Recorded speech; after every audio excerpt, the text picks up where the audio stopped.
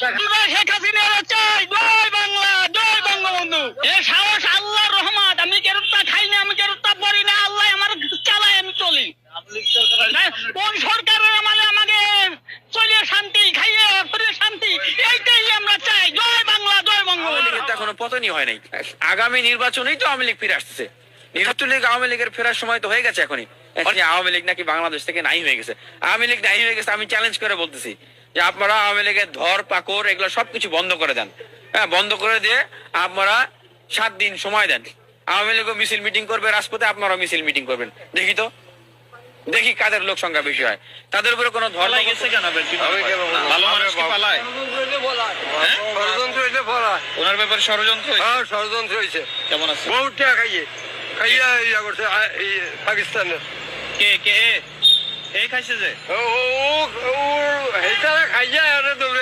আর অন্তর্বর্তী সরকার বলতেছে না, তাদেরকে বলতেছে সমন্বয়ক সমিতি হয়ে গেছে এই অন্তর্বর্তী সরকার। এই সমন্বয়ক সমিতি দেখার জন্য বাংলাদেশের এই অসংখ্য মানুষ রক্ত দেয় নাই, অসংখ্য মানুষ আহত নিহত হয় নাই। জনগণ চেয়েছিল যে একটা অন্তর্বর্তী সরকার যদি দেশে আসে তাহলে জনগণ শান্তি পাবে, দেশ থেকে দুর্নীতি মুক্ত হবে, দেশ চাঁদাবাজি দখলবাজি মুক্ত হবে। কিন্তু দুর্ভাগ্যের বিষয়, এই অন্তর্বর্তী সরকার আসার পরেই এই যে এক শ্রেণীর সমন্বয়ক তৈরি হয়েছে, এই সমন্বয়কের উৎপাতে জনগণ এখন অতিষ্ঠ হয়ে গেছে। এখন জনগণ সমন্বয়ক দেখলে গালি দেয়, কিছুদিন পরে আর গালি নয়, কারণ তাদেরকে দূরাবে জনগণ।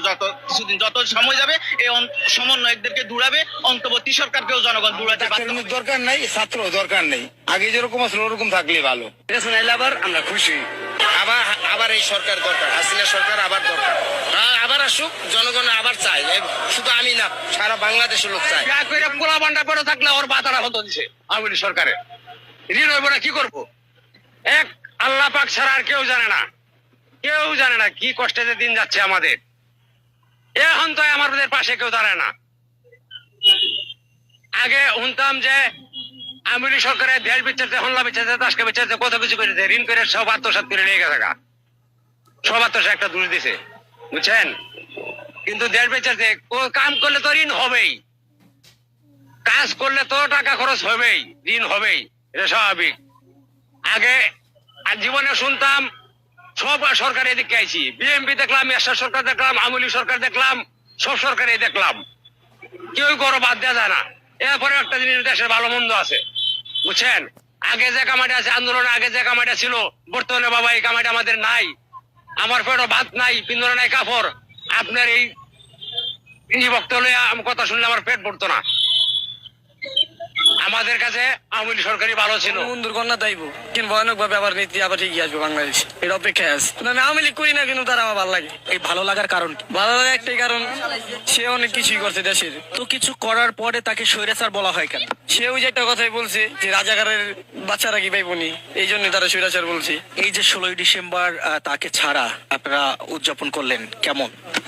কারণ এবার আমার জন্মের প্রথম আমি 16 ডিসেম্বর তারা ছাড়া পালন করছি, আমার খুব খারাপ লাগছে। আমি আওয়ামী লীগ না, বিএনপিও না, আমি নিজে জয় বাংলা, যে সত্যি কথা। জয় বাংলা বঙ্গবন্ধুর যুদ্ধ করছে, এই কারণে জয় বাংলা আসছে। আমাদের দেশটা কিন্তু বারবার দুর্নীতি এবং চাঁদার জন্য পিছিয়ে যাচ্ছে। এখন সামনে কোন দল ক্ষমতা আসলে আমরা সেই দুর্নীতি এবং চাঁদা মুক্ত একটি দেশ পাবো। জি, আমি আমার দৃঢ় বিশ্বাস আমরা বিগত দিনে ভালো ছিলাম, আর আমার এখনো বিশ্বাস আওয়ামী লীগ সরকার আবারও যদি তাদের ক্ষমতায় আসে, ইনশাল্লাহ আমরা দুর্নীতিমুক্ত, চাঁদাবাজ মুক্ত সুন্দর একটা বাংলাদেশ আবার ফিরে পাবো ইনশাল্লাহ। এটা আমার দৃঢ় বিশ্বাস।